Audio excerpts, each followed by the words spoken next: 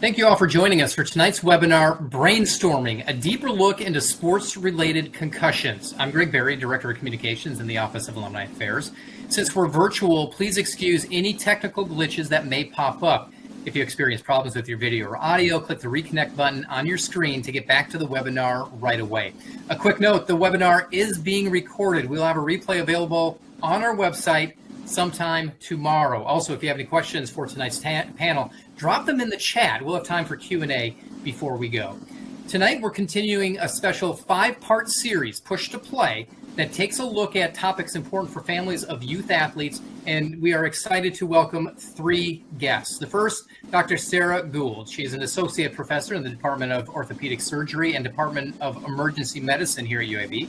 She was awarded her Doctor of Medicine from Ohio State University in 2008. Dr. Heath Hale is an associate professor in the Department of Family and Community Medicine at UAB. He also serves as the medical director and head team physician for UAB Athletics. He earned his Doctor of Medicine right here at UAB in 2002. Dr. Kathy Weise is a professor in the UAB School of Optometry. She was awarded her Doctor of Optometry from the Illinois College of Optometry in 1995 and received her MBA from the UAB Collat School of Business in 2004. At this time, I would like to turn things over to tonight's panel. I'm very excited about this topic on concussions. So welcome, and thank you so much for joining us. Well, thanks, Greg. I know I speak for both Dr. Gould and Dr. Weise when I say that we are not only honored, but thrilled to be joining you tonight. All 3 of us consider concussive head injuries a passion of ours, and we've devoted and dedicated much of our career to caring for patients with this injury. With that, we'll go ahead and get started. And I'd like to begin just by posing the question of why is this topic so important?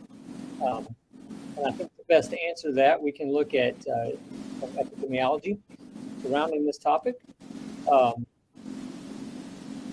me see if we have our first slides here. Yeah, let me go ahead and we're going to juggle something here. And Heath, go ahead and start talking. I think I might have to reload that presentation. I apologize for that, and we'll have it up just real shortly. So go ahead, start it out, and we'll continue to roll. Yeah, that's fine. Well, again, we do feel that this is an important topic for us to continue to learn about. One thing that I always say when talking about concussions is that the more we know, the more we realize that we don't know. Let me share with you just a couple of statistics that, quite frankly, are probably a little out of date. One is that the CDC estimates that approximately 3.8 million sports-related traumatic brain injuries occur each year. And the vast majority of those traumatic brain injuries are, in fact, concussions. One study that was published in 2015 found that out of all American football injuries, and this was looking at youth, high school, and college players, 4 to 10% of those injuries were indeed concussions. When we look at the incidence for boys, it's mostly those contact sports like American football, rugby, lacrosse, ice hockey. For girls, we're looking more at sports like soccer, again, lacrosse, field hockey, etc. Since 2000, so for the past probably 12 to 13 years, we've seen a big jump in the diagnosis of concussion in our emergency departments and then also in our outpatient clinic. Yeah, there we go. Okay. And quite frankly, y'all, that number is probably underestimated just because so many of these injuries go undetected or unreported. So as we continue throughout the rest of this webinar, I wanted to give you guys just a roadmap of where we're going. All 3 of us have a lot to say. As a matter of fact, I think if I were to tell you the total number of slides in this slide deck, half of you would leave right away. So let me kind of give us a guide of how we're going to approach this. I'm going to begin by just providing us with a definition of concussive head injuries. We're going to speak briefly on the pathophysiology of concussions, and then I'm going to walk us through how we would initially evaluate a patient who we're concerned may have suffered this diagnosis. I'm going to then pass the baton over to Dr. Gould, who's going to really drill down on how we manage these folks. How do we get folks better? How do we get them back to academics, and then how we get these kids back to their sport? And then finally, Dr. Weise is going to be our closer as she comes in and shares with us a lot of the really cool stuff that's been going on, especially here at UAB in the area of vision science, and how our collaborating partners in her field, as well as in our vestibular science field, help us in a tremendous way to best evaluate these patients and treat them. I think one thing that's key to understand when we talk about concussions is that, unlike most other things in medicine, concussions are invisible injuries. We can't hear this with our stethoscope. We can't look at it under a microscope in the lab. As of May 2023, we can't reliably see this on any advanced imaging studies. It really is a clinical diagnosis. And just to illustrate that further, contrast that to something like this. Well, if this walks in our office, we know what this is. I mean, all it takes is a simple x-ray and we can see that this is a both bone forearm fracture. Or like this. I actually had this in one of our athletes this morning. This is a positive strep test. But what we see more often than not is depicted in Gary Larson's far side illustration of an Irish setter. And as you can see from that cartoon, it's really tough to determine exactly what's going on with this particular animal.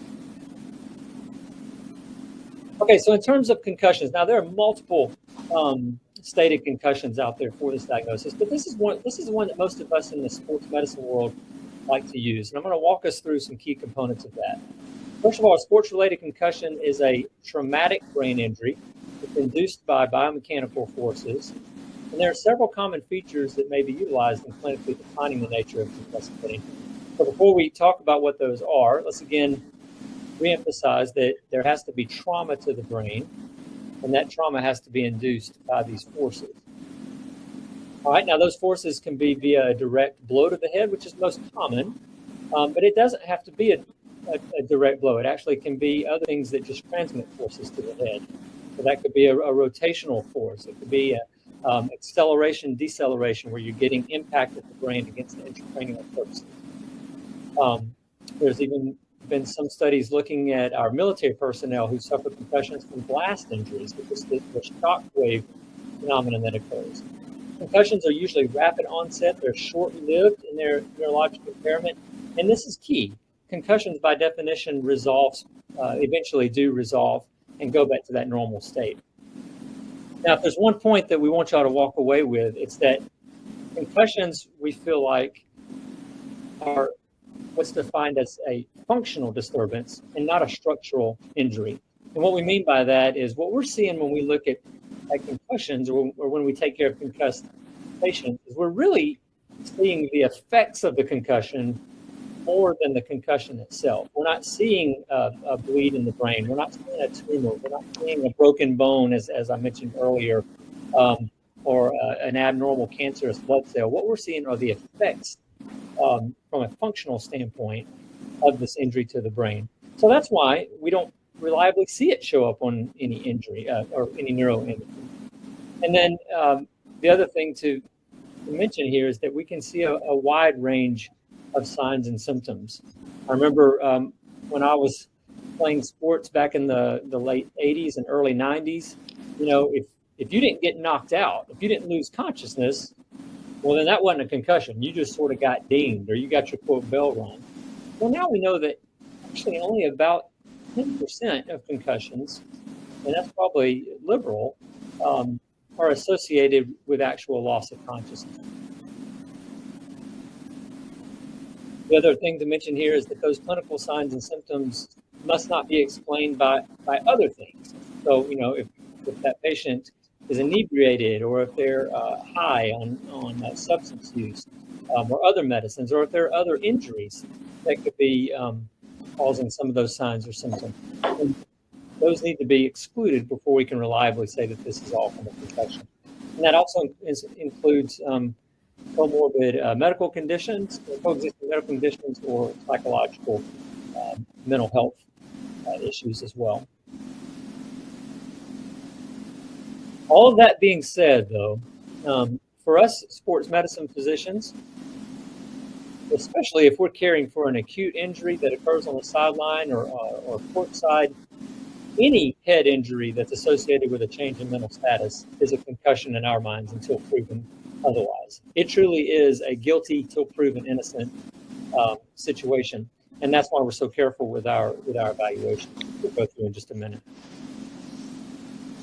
So we've talked about some epidemiology of concussions. We talked about the definition of concussion. Now let's turn our attention for just a second to the pathophysiology of this injury. What really is going on inside the brain that makes us come to the conclusion that a patient has indeed suffered a concussion? And guys, what we feel like at the end of the day, this all boils down to is that it's an energy crisis. I'm not going to spend too much time going into the ins and outs of that, but essentially what happens is you get some sort of either blow to the head or transmitted forces to the head like we talked about before, and that creates basically metabolic chaos. You've got potassium rushing out of the brain cell, you've got calcium rushing in, that's causing injury and damage to the brain cell.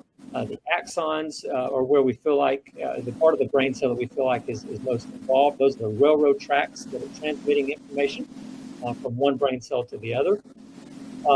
And all of this has taken place in the context of decreased cerebral blood flow, where the brain is yearning for and needing glucose to be able to restore proper homeostasis at the cellular level. Again, that's a lot of minutia, but the bottom line is that the end result is the brain is in an energy crisis.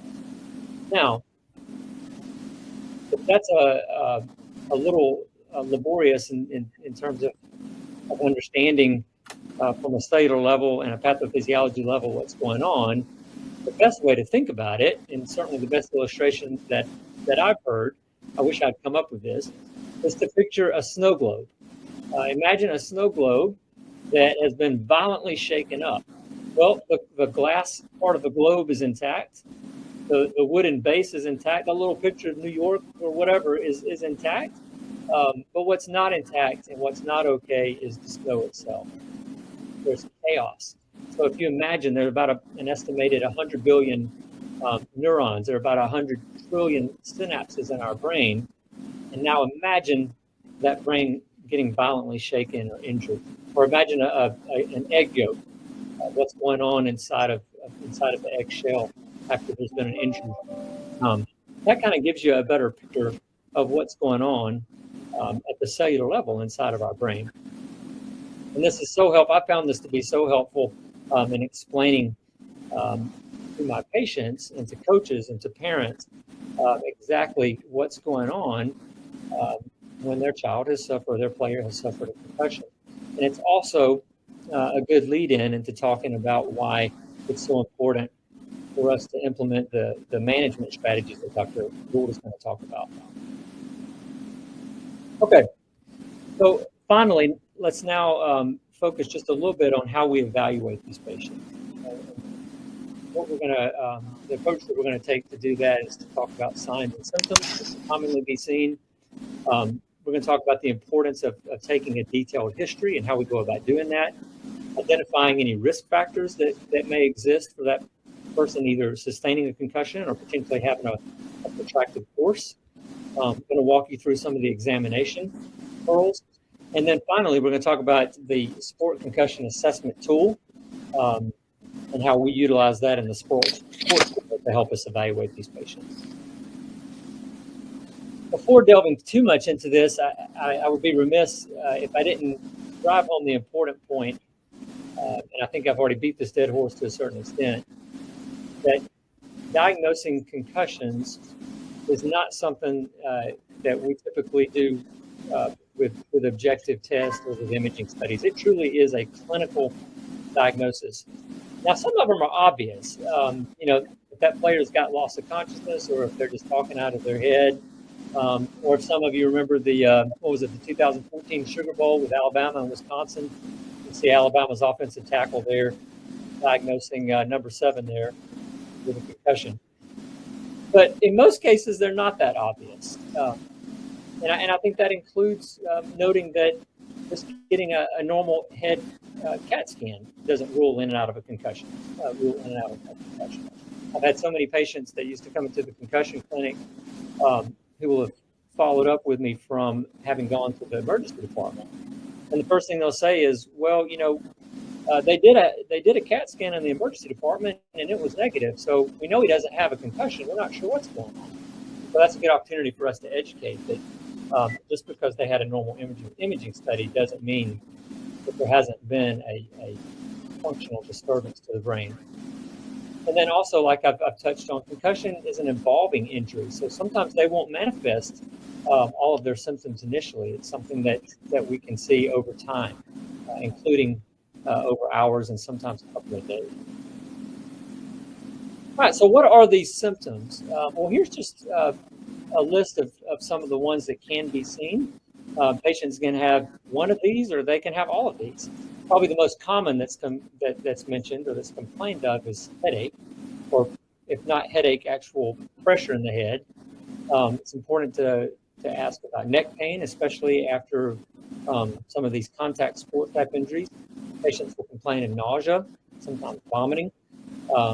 I will say that if you do see vomiting acutely, that should really alert you for something more concerning going on. Dizziness is a common one. Visual changes, like Dr. Weise will mention later. Balance problems, photosensitivity, sensitivity to noise, feeling slowed down, or just feeling cognitively like they're in a fog. I'll also often ask them, do you feel like the wheels of your brain are just turning in syrup or molasses? And that seems to register. Another good question, believe it or not, is just asking them if they feel like their normal self or if they just don't feel right. If they've tried to go to school or if they've tried to do homework or get on their computer or play video games soon after concussion, they'll find that it's hard for them to concentrate. They may have difficulty with memory. They'll feel slowed down, confused, drowsy. I like to always ask about sleep. Are they having trouble falling asleep, or do they have something called hypersomnolence, where they're just sleeping for hours and hours on end? Are they more emotional than usual? Are they crying for no apparent reason? Are they more irritable? Are they sad? Are they anxious and on edge? And then in terms of signs that you may see, I think most of us can recall in the very recent past the injury to Tua Tagovailoa, when he got up after being injured and then sort of stumbled or wobbled. The athlete may have a blank stare and just appear dazed. Their speech may be slow or incoherent, or conversely, they may just be talking and the same thing over and over. I remember having a high school kid, that had gotten a concussion. I saw him on a Monday, and he had been concussed that Friday night before in the football game, and he just kept asking his girlfriend and his mom and dad, did I catch that pass? Did I catch that pass? Did I catch that pass? And they're like, for the last time, will you please stop? You caught the pass. You scored the touchdown. You'll notice that when you're trying to interview them, sometimes they're having a little difficulty paying attention. And then I mentioned earlier that increased emotionality.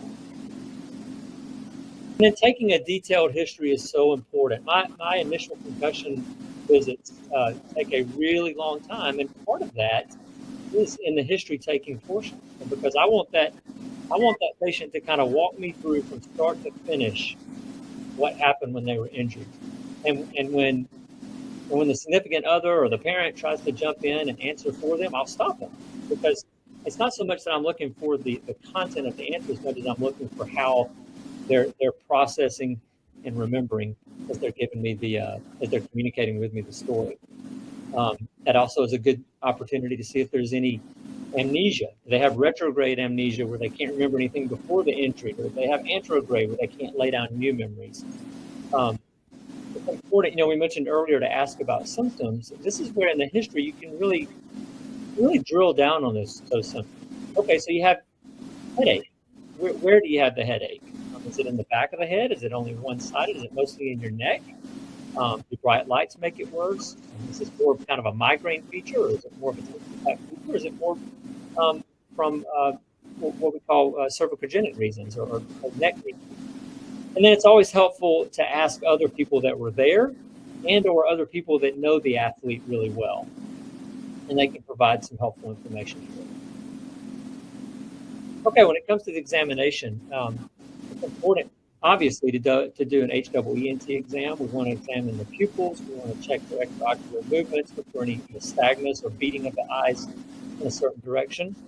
Dr. Weise is going to talk a little bit more in detail about the vestibular and ocular motor screen, but that has been extremely helpful in our practice, especially looking for something called convergent insufficiency, where their eyes may deviate out as they're trying to watch your finger when you bring it closer to their nose.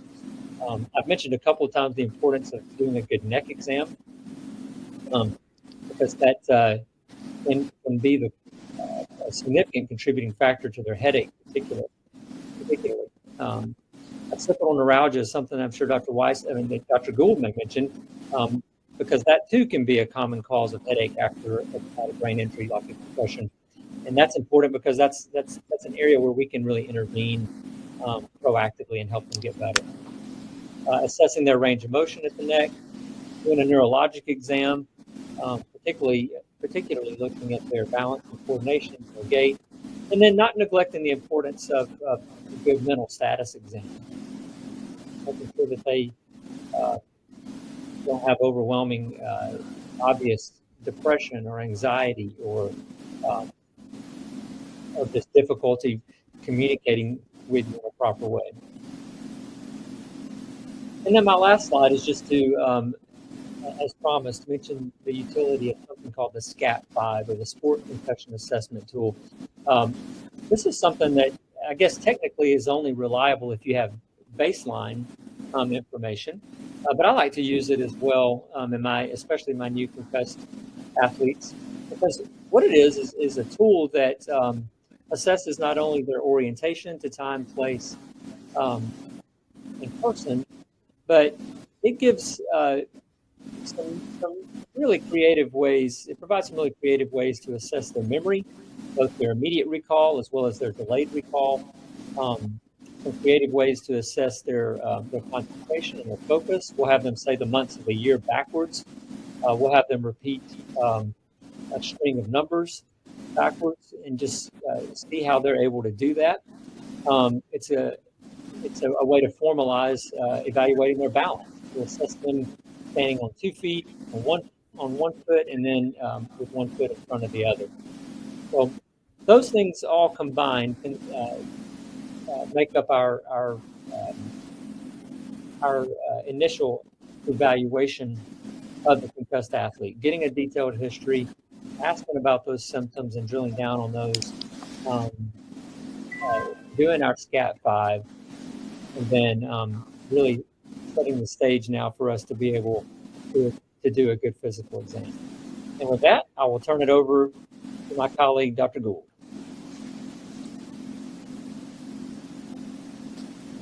Hey, everybody. Thank you so much for being here. I am going to take off from where Heath left on the SCAT assessment tool. The SCAT was actually devised at one of the International Consensus Conferences on Concussion. The most recent one was in Amsterdam, and I had the opportunity to attend, which was really neat. Basically, best practices for concussion management. We have the concussion, we've diagnosed it, now what? Physical rest is the correct thing to do for the very acute, very symptomatic initial 24 to 48 hours when the patient is feeling the worst and they're highly symptomatic. Now, if the patient is not symptomatic, we don't necessarily have to hold them to really strict physical rest. We don't want to do what we call cocoon therapy, where we kind of deprive people of exercise, physical activity, if they're feeling better. So we want to observe physical rest when the patient is very symptomatic in that very acute period.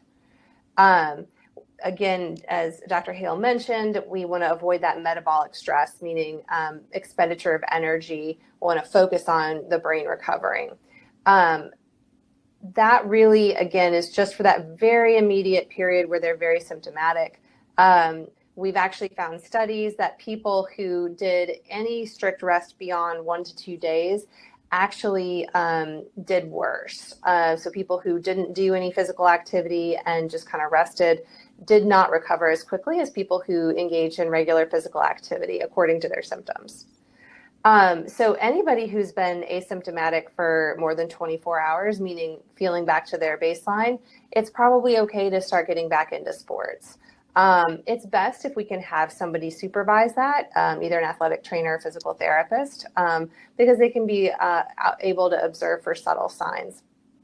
So we have a few updates from the most recent on physical activity. And if anything, our pendulum is kind of swinging towards more physical activity, being that we actually want to start doing more physical activity early. Now, that doesn't mean returning to contact sports or things where there's a high risk of head re-injury, but doing kind of getting physically active, exercise as medicine. We're kind of leaning more in that direction now. So a return to play is basically a stepwise kind of graduated return to activity where each step builds on the one before. So the first one's going to be light activity, just getting the heart rate up. Then we can do some sport specific exercise. And then we add in some balance and coordination. Then we do unrestricted training and finally return to competition. And this is Dr. Heath here who gave a talk. He is the chief medical officer for the NCAA. So this is an example of a return to play. This is what we use in our clinic. We have stage 1, just gives some examples of what they can do. Stage 2, adding in movement. Stage 3, again, that's exercise coordination. And then stage 4 is if it is a contact sport, returning and adding in some contact. It's important that the patient be at each stage back to their baseline and not having symptoms. So if somebody gets a really bad headache or something after one stage, they need to keep repeating that stage or the stage below it, depending on their symptoms, until they're symptom free after completion of that individual stage. We don't want people progressing if they're having symptoms. And then the next concept we want to talk about is the idea of cognitive rest. So no heavy concentration, cell phones, things with screens. We may need to do some modifications at school. That might mean a shortened school day, no test taking. There's a wide range of accommodations that we can add for people who need additional cognitive rest. Cognitive rest hasn't been as well studied as physical rest protocols. There's a couple different ways to approach them. It can be time-based versus task-based. Time-based means you go to school for a shortened day but do all of the activities. Task-based means that you would go to school for the whole day potentially, but have less homework, less skills, less required reading while you're actually at school. I kind of like to do a combination of the two and really tailor it to the symptoms that the individual is having. The idea is to make the school environment tolerable. So some of those interventions that we can use to make that school environment more tolerable are sunglasses, earplugs, letting students leave 5 minutes before the bell to avoid commotion in the hallway, letting them take lunch in a quiet place. Again, trying to control that environmental stimuli that can really provoke headaches and other concussion symptoms in the acute period. Doing some more updates on return to school. Basically, we're moving again towards return to learn and return to play. Maybe potentially we could be doing those at the same time. More research to come on that. And so for our people who are not getting better within the first couple weeks, there are different things that we can do to help them. So we usually try not to do daily medications for the first 3 to 4 weeks. And that's because we expect symptoms to be getting progressively better. Additionally, medications could mask symptoms. So we don't want people going through a return to play because they don't have a headache because we're masking that symptom. So we really like to try to avoid them as much as we can because, again, most concussions will get better within a week. So first initial kind of approach is cold compresses, Tylenol, ibuprofen.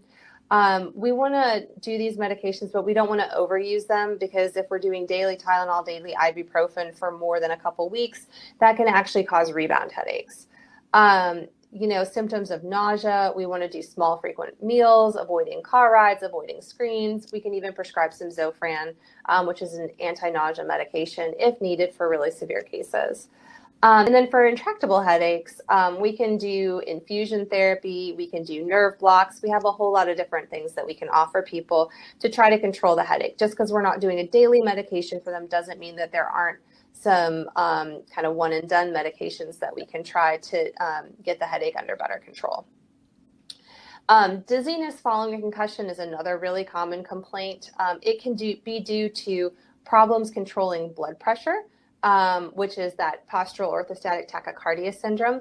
Basically, that's where I tell people think of blood volume as like a tube that's half full. If you lay it on its side, there's going to be water touching both ends. If you tip it up, the water drops down and there's no water touching the top. That's kind of like your body and your brain, and that results in a surge of adrenaline, and that causes the heart to beat really rapidly, which can make people feel very dizzy and very uncomfortable. Vestibular dysfunction is another thing that can cause dizziness, and Dr. Weise will talk a little bit more about the integration with the eyes and how that comes into play.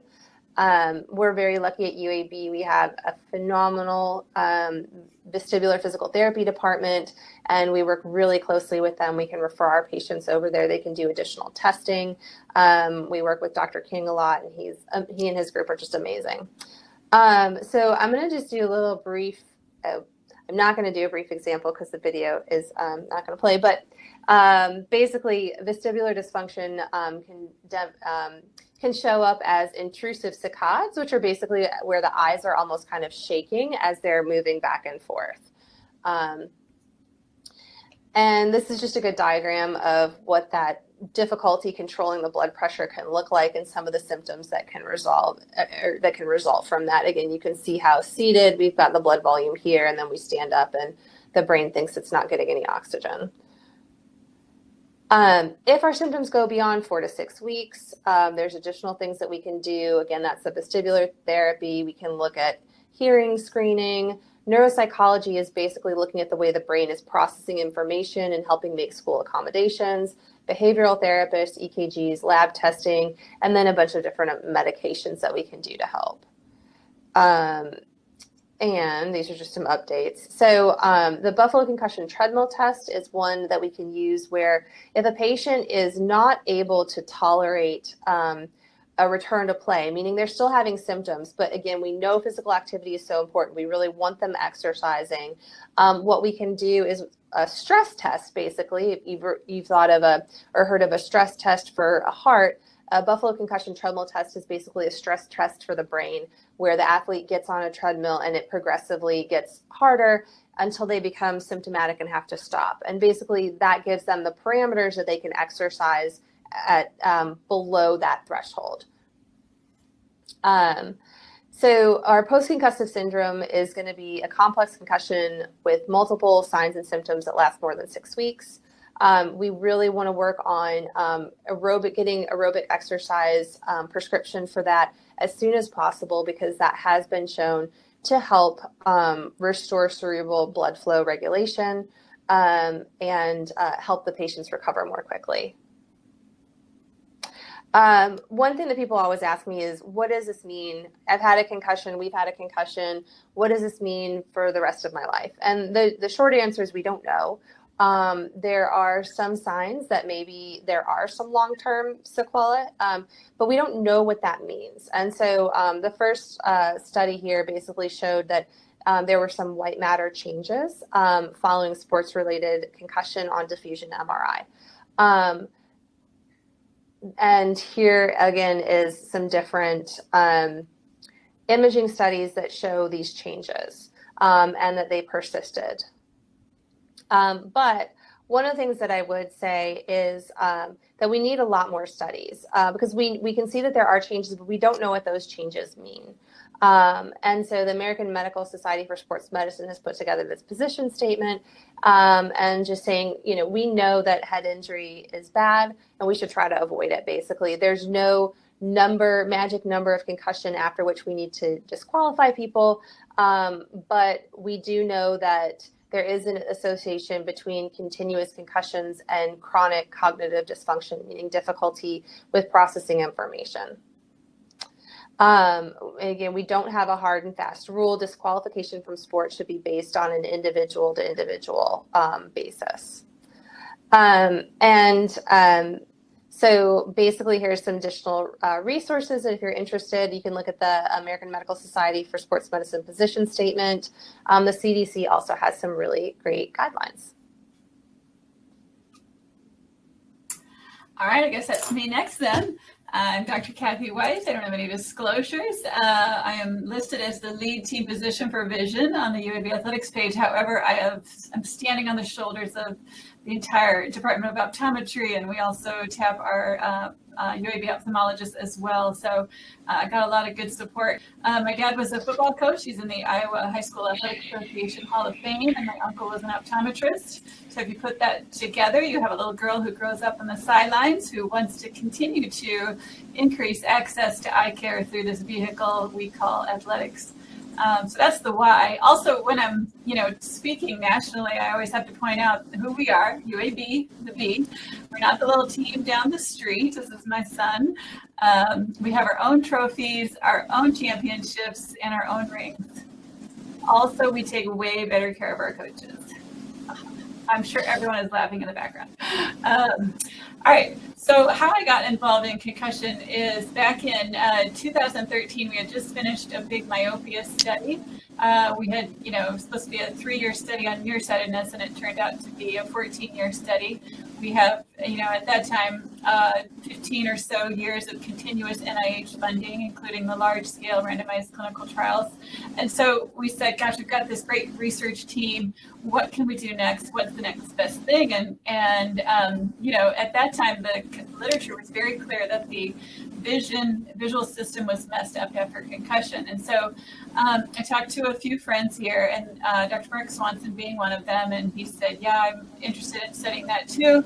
Let's get some advice. We talked to Dr. Paul Gamlin in the Department of Optometry at the time, and he said, maybe you guys should study the vestibular ocular reflex.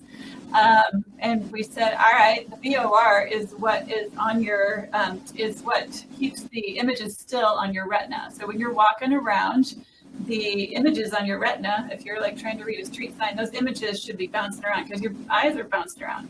But every time your eyes move or your head moves, your eyes move in an opposite direction, and that keeps everything still.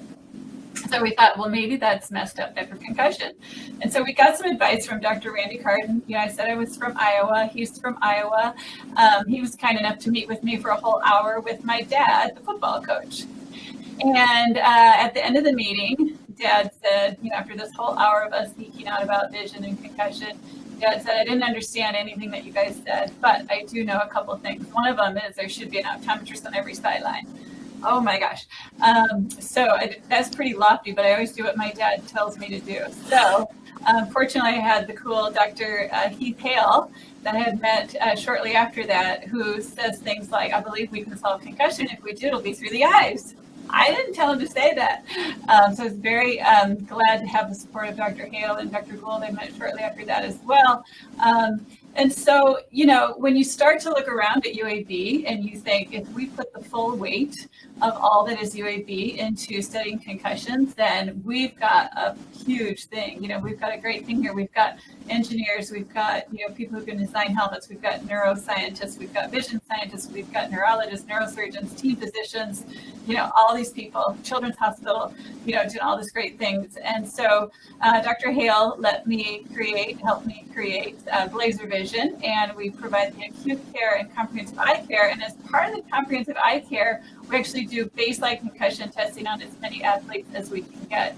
And that's a deliberately collaborative approach with ophthalmology to support athletics. And so, again, thinking about back in 2013, 2014, what could we do with this machine that here is at UAB? And so we invited about 14 specialists and said, can we, do some, research on the vestibular ocular reflex related to concussion?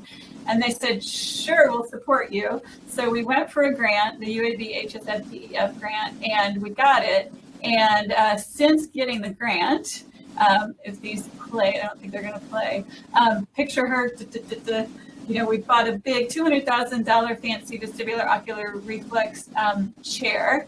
As the patient goes like this, the eyes also go like this, and we can study how the vision and the vestibular system work together in any condition, but we were particularly interested in concussion. Since then, we've published 18 articles in this area, in the area of concussion and vision and vestibular ocular reflex. So we've been, I think, quite prolific. Just to show you how cool this is, we have, I think, the only one in the state available to civilians at this research grade. The other one is at Fort Rucker. But this is a baseline fella who came to us, a football player, and we asked him to watch something on the wall in this very dark room in this very fancy $200,000 chair, and he was good at it. So he was able to follow the target very well. And then we had him after impact exposure, and he was pretty good when the target was going pretty slowly. But when we sped up the target, we see that he wasn't very good when it got a little faster, and then when it got real fast, he just kind of didn't even look at it. He couldn't tolerate it. Another one is a subjective visual vertical. So humans are very good checking to see what vertical is, and that would be equivalent to if you see a picture that's crooked on the wall, you can go, oh, that's driving me crazy, I gotta straighten it. We can see if a line is straight up and down within 2 degrees as humans. Monkeys are even better, and we're pretty good at it. We can see, before exposure to impact, we're very good at this. The same fella, and after impact, you can't tell what up and down is. So you can see that might cause some symptoms. We've got some other objective, suggestions that show, oh my gosh, instead of just following a line or a light, or as if you're reading maybe, you have these little what we call saccadic intrusions that we, kind of found on this very fancy chair.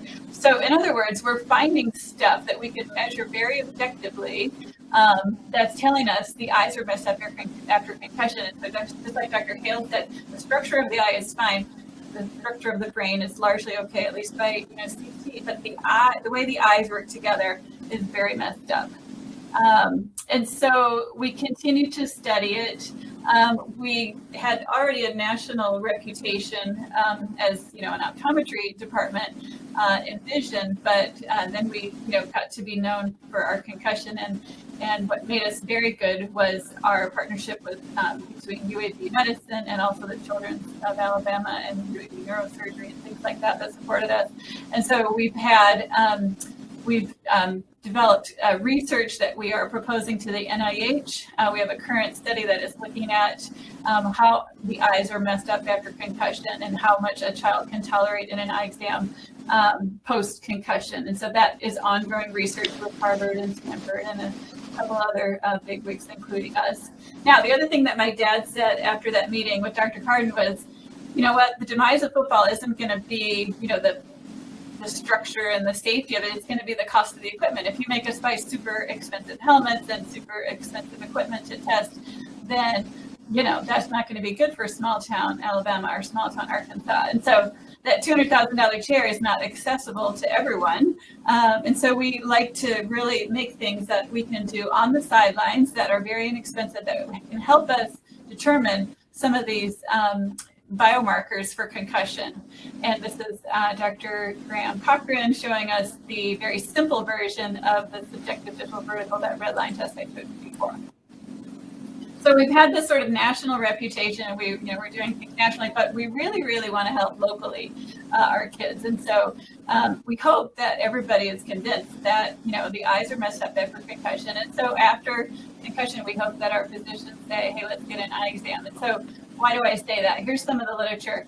You'll see that in a normal population, people aren't very good at crossing their eyes or focusing their eyes, or maybe going back and forth, going from a board to a device, in about 4% of the population. But post-concussion, you see that it's about 40%.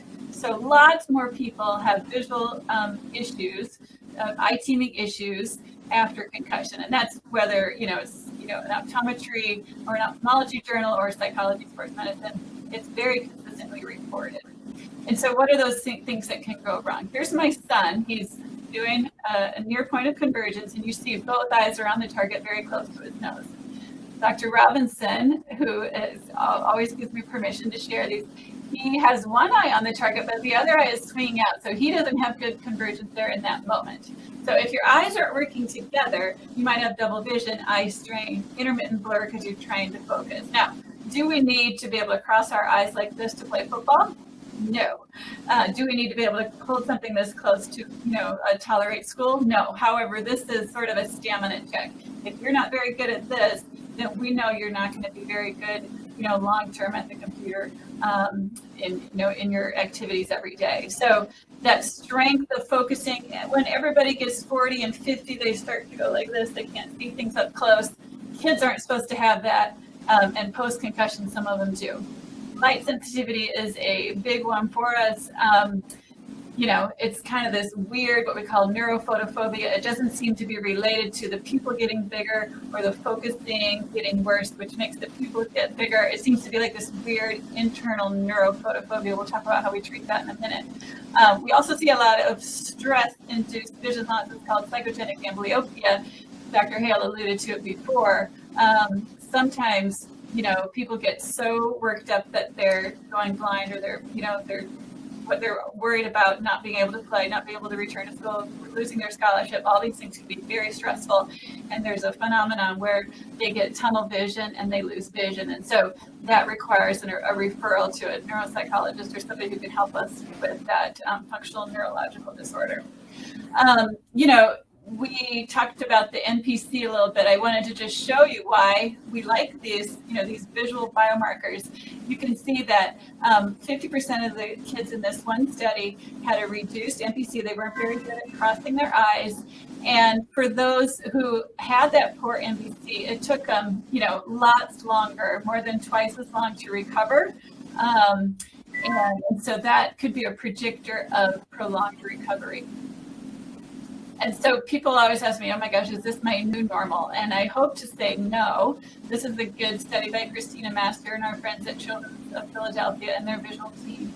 And you can see that lots of people get better.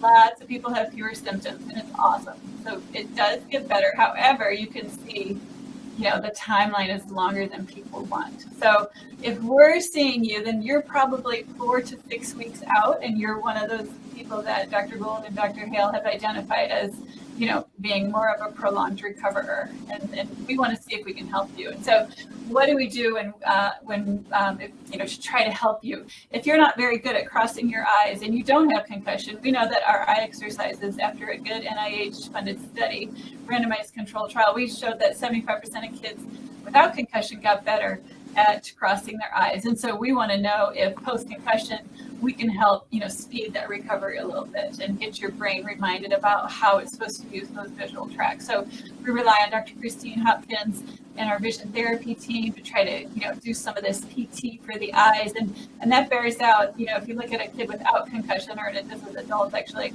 you see that the benefit can be seen on some of our fMRI data. Another thing that we like to use are what I call anti-fatigue glasses. If you're not very good at relaxing your focusing system and looking up close and going back and forth, then maybe you need a little help. When you're 40 and 50 and 60, you get a bifocal that's a +1 add or a +250 add, somewhere in between. But these are a +0.9. So what that does is it gives you a little magnification on the bottom of the glasses.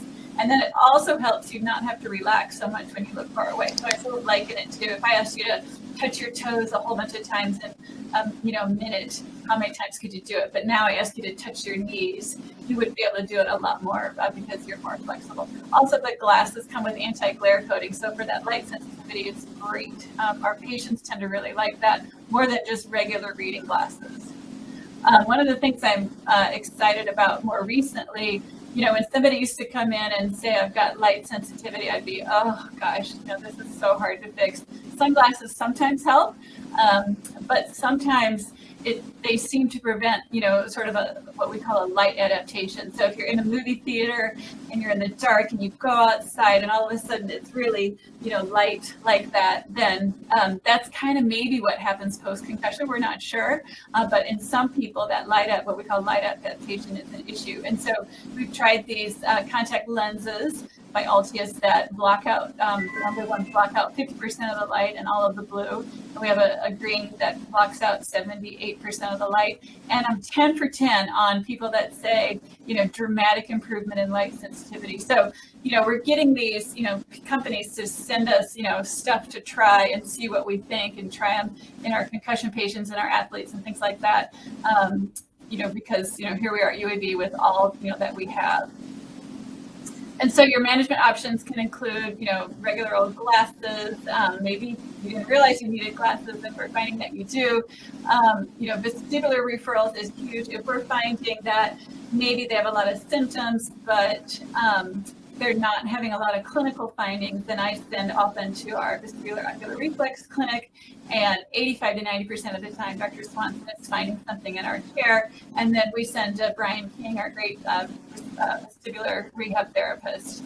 Classroom adjustments are important, and then referrals to neuropsych, like I mentioned. And the next thing I'll just mention briefly is, we love helping locally.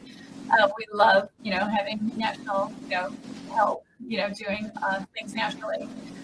A few years ago, we met with Auburn and UAB and had a think tank for concussion. And there were neurologists there and team physicians there, and they talked about what we could do. And one thing that I remember from Dr. Goodland and Dr. Hale that, sort of laid on my heart was that these guys are responsible for returning, athletes to play. And what that meant to me was that if I can help give them a biomarker or give them some sort of sign that says, hey, my system is good.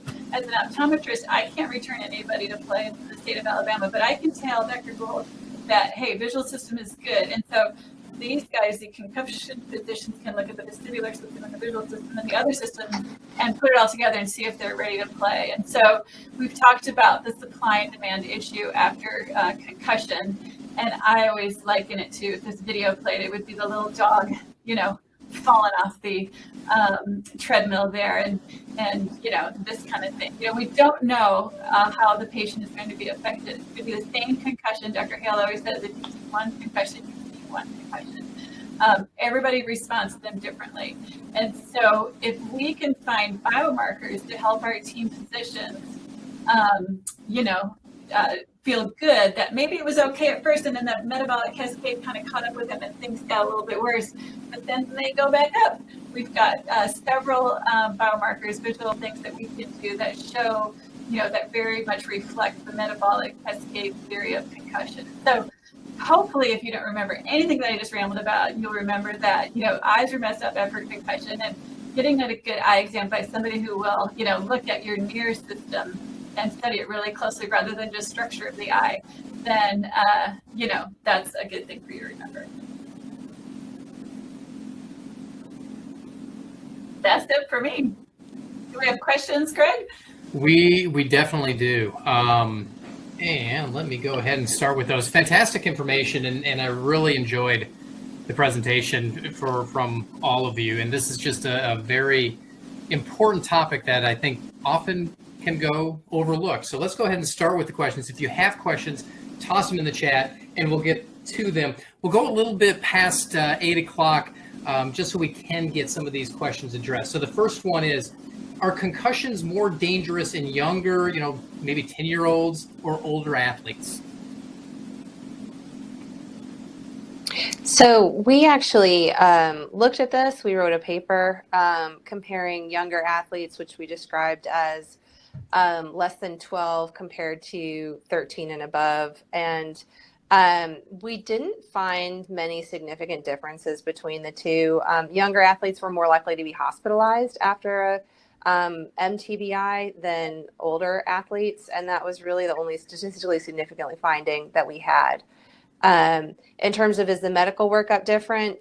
Yes, there are some tools that are validated in adolescents and young adults that are not validated in younger populations. Depression inventories, things like that, that we don't have good screenings for in the younger kids. But in general, the vast majority, I would say, we handle fairly similarly. Are concussions from sports handled differently from concussions due to, say, car crashes, child abuse, or other violence? I'm laughing because this is a very controversial question, and one that we talk about a lot, because at that Amsterdam conference that I threw up the slide about, they will not consider concussion research in making the guidelines unless it was sports-related concussion, and more than 50% of the people who were studied were sports-related concussions. And the rest of us, or myself in the audience, is going, well, are they really that different? I don't know. It's up for debate. What are the dangers of repeated concussions? And after how many concussions would you advise to stop playing that sport or sports altogether? You may have answered that, but go ahead and readdress that a little bit. Dr. Hale does a lot more medical disqualification than I do, so I'll punt that one to him. Not that I do a lot. I want it to be known to our athletes and our coaches and our parents that we, as sports medicine doctors, we want athletes playing sports. The advantages conferred by physical activity and sports participation are just numerous and many-fold. So and I tell my athletes this when I get ready to break that bad news to them, that we are going to have to medically disqualify them from a collision sport like football, that we really have exhausted all possible efforts. We've turned over every stone. I'll answer the last question that was mentioned there first, and Dr. Gould actually touched on this in her part of the presentation. There is no magic number as of now, and that's a little bit of a shift from in the past. Personally, I remember the doctor telling me when I was, I'll have to ask my mom, but I think it was probably 12 or 13, look, I'm sorry, you've had 3 concussions. I can't clear you to play football. And I begged him to please let me be a place kicker, So I was the place kicker on the high school team that was not allowed to get hit. Now, it really is, as Dr. Gould stated, it's a case-by-case basis. You may have a concussed athlete who's had 4 concussions, but those have been really spaced out over a larger period of time, and they've demonstrated full clinical recovery after each one, with no obvious sequelae, versus a patient who maybe has only had 2, but both of those have been very protracted and very complex and very nuanced, with some questionable lingering effects afterwards. And so we really do take it on a case-by-case basis. I think the first part of that question had to do with repeated concussions, and Dr. Gould and Dr. Weise, feel free to jump in here, but we do feel like that there's evidence out there. I think most concussion experts would agree that a history of prior concussions does set you up to be at increased risk of subsequent concussion.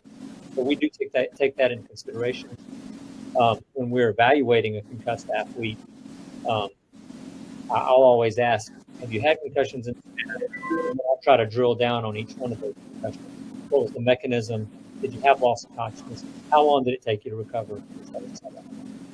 Yeah, Heath, and I should have said, as a team physician, you do more disqualification than myself, not just that you do more disqualification than myself.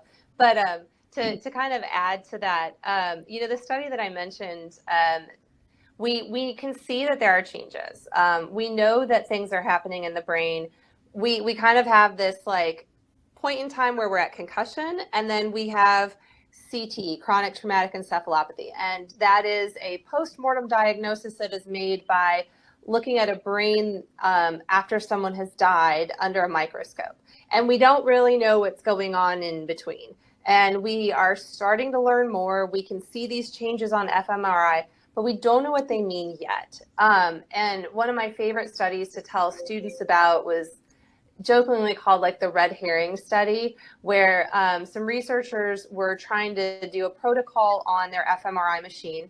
And so they were just scanning actually a literal dead salmon and doing their protocols. And being scientists, they held up their little signs that said, "What is this person feeling?" to the dead fish, just as they would for the humans. And the salmon's brain showed signals with certain pictures of humans. And so their kind of take on that was, if I was a ridiculous researcher, I would say that the dead fish is responding to the human emotion, which is obviously not the case. And so all that is to say, we can see these changes. We know there are things going on. I think all of us believe that there is something in between, but we don't know how to characterize or identify it yet. And so I say that to kind of follow up what Dr. Hale was saying. Right now, we don't have the technology where you can see a concussion. So a CT and MRI, the things that are available clinically right now are not necessarily going to be helpful to us in making that diagnosis. So Greg, just as a word of encouragement to dovetail off of that, the amount of knowledge that is being gained over time when it comes to this diagnosis is astronomical. I mean, the curve from when I first started in the concussion clinic, I think in 2014 to 2023, not that we treated patients incorrectly at that time. It's just we didn't have near the knowledge and study results like Dr. Gould alluded to that we have now. We have so much more at our fingertips, even just in a less than 10-year period. And so that's really encouraging as we forecast to the future. So stay tuned. Let us come back and do this talk again in 5 years even, and maybe we'll have some better answers to some of these questions. Dr. Weise, for you, what tests do you do for vestibular systems in clinics as an optometrist? Is it dynamic visual acuity or King-Devic, something else? Great question. I rely on my vestibular therapist for some of that. Typically, the bombs will be done at the concussion exam by the concussion physicians, and then we really focus on the near visual system. But sometimes we repeat the bombs to see, and you can find that online if you don't know what that is, but we're asking them to do this, and we're asking them to do this, and we see if by stimulating their visual and vestibular system, we're provoking symptoms. And if we are, then that would say, oh, we're triggering something. We have the King-Devic. We actually do the developmental eye movement test more often because it's got vertical, you read vertical numbers and horizontal, and it compares those two. So I like that effect. And they also have normative data. So it's very similar to the King-Devic, which is very well known in concussion, reading numbers and things like that. So we do, the developmental eye movement test, we do the bombs, but we also do bread and butter optometry, which is, strength of focusing, accommodated facility for any eye doctors out there. I get a lot of information when I ask, some of it is if I'm a camera lens and I'm seeing if they can focus near and far and near and far. Another one is Virgin's facility, which looks at, can I move my muscles near, far, near, far? I find that to be affected post-concussion. So if I'm taking my little bag into the locker room or the stadium after Dr. Hale says this guy's been pulled, we need some, testing, vision testing, I take my DEM, I take my NPC stick, I take my little prism that helps me look at near, far, and then I ask them some questions, and that way I have that sort of day zero, and then I can watch those get better, and then I can tell Dr. Hale, that my part's pretty good, and he can take it from here. Dr. Gould, for you, when you say get better within a week, what is better? Because obviously it's case by case, but what are you looking for within that window? Sure. When I say get better, I mean be cleared of their symptoms and be ready to start a return to play. And so by that, we need back to their baseline. So we always say, do you feel 100% of yourself the way you felt before you had a concussion? So, and this is for the entire panel. What are some treatment options you've come to use locally that may set UAB apart from other facilities? I think I mentioned mine, special contact lenses, special glasses, it reduced the glare, helped the focusing system a little bit. I think one thing that I love, one thing that when we were with Stanford and Harvard and Children's of Philadelphia, the guy from Children's of Philadelphia said, "Who's your model? Like, this is amazing what you guys have at UAB." And I said, "Well, you guys are kind of our model, our Children's of Philadelphia and Salus University." And he said, no, we refer to each other, but we don't do what you guys do, which is research together and call each other up and refer patients to each other and, try to not just take care of the patient, but really put your heads together to kind of propel concussion science. And so I think one of the things that sets up apart is not only what we do for the individual athlete, but it's the discussions and the collaborations that we have that take care of the whole athlete, the whole student, the whole patient as a team, rather than just everybody in their own silos. Yeah, I'll second that. I mean, I think we have some of the only subspecialists in their area in this state. So that's very helpful. And then we're very, very collaborative.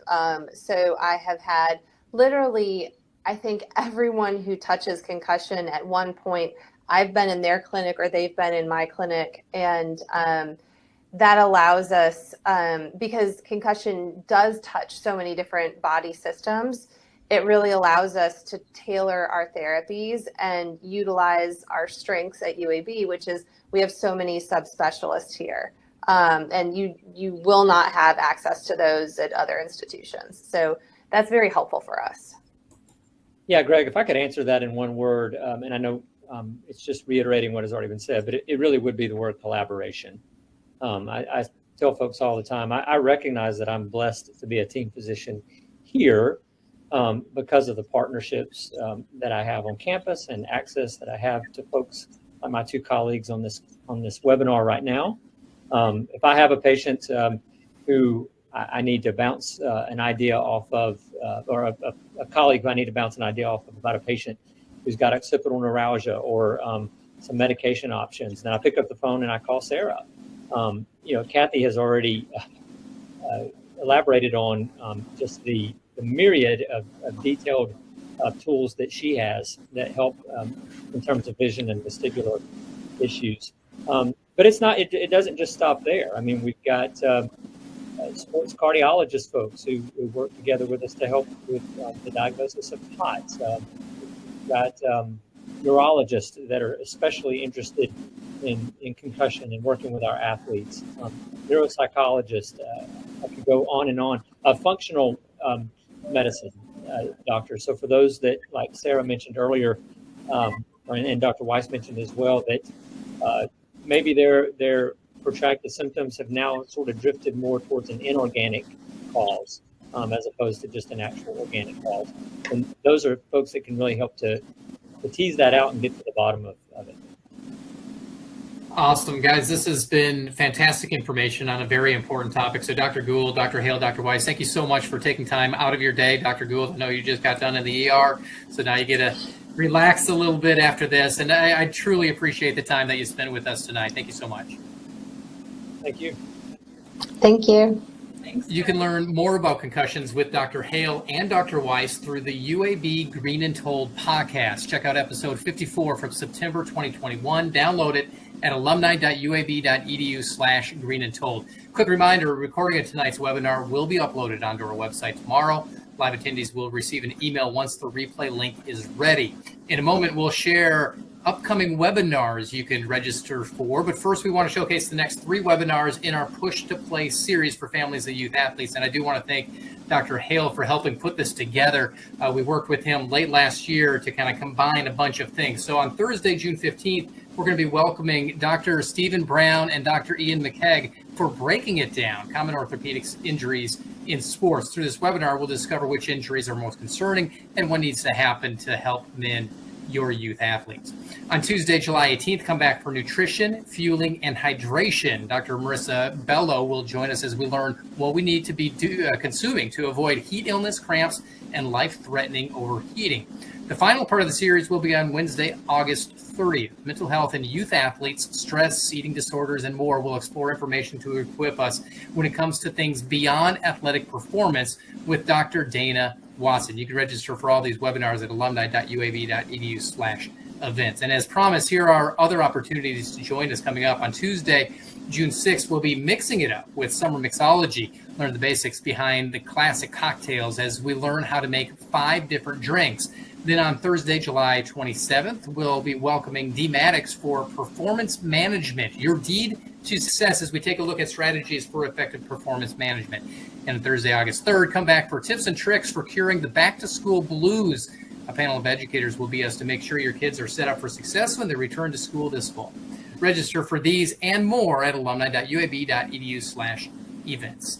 Finally, let us know how we're doing. What are your thoughts about tonight's webinar? What would you like to see in the future? That QR code on your screen takes you to a very brief survey. Please take a moment to share your feedback. Once again, thank you so much for joining us for tonight's webinar. And as always, go Blazers.